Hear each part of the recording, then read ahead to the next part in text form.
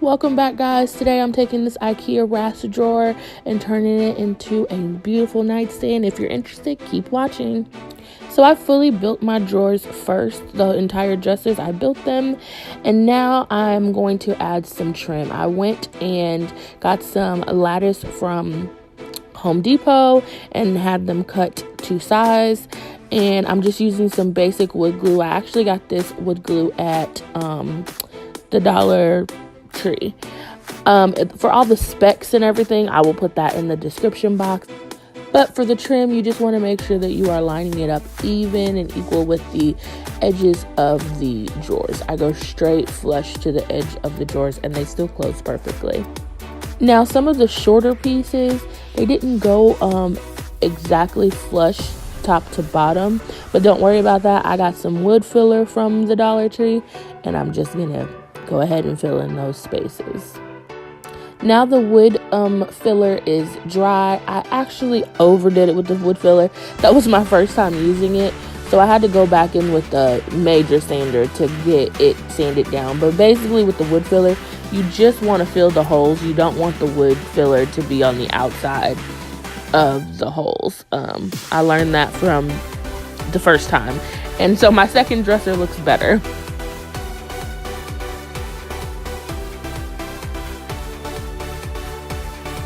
You just want to sand everything down flat as flush as possible.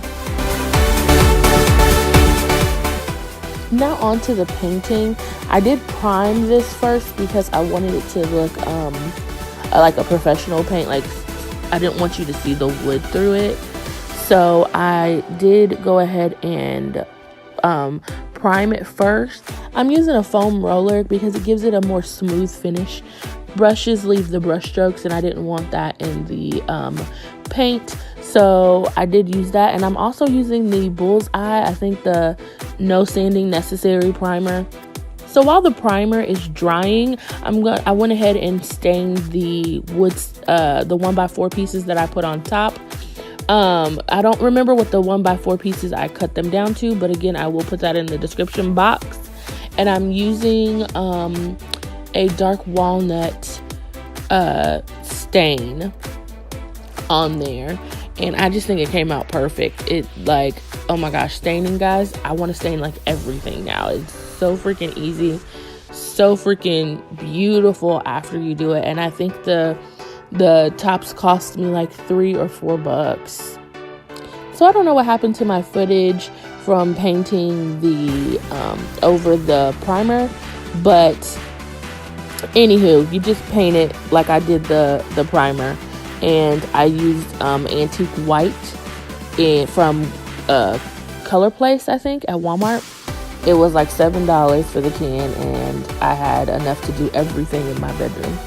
But anywho, there was a great debate on the best way to put the planks on top. I thought we should glue them, side by side together, and then let that dry, and then put the whole palette on top of the nightstand or the dresser, however you look at it.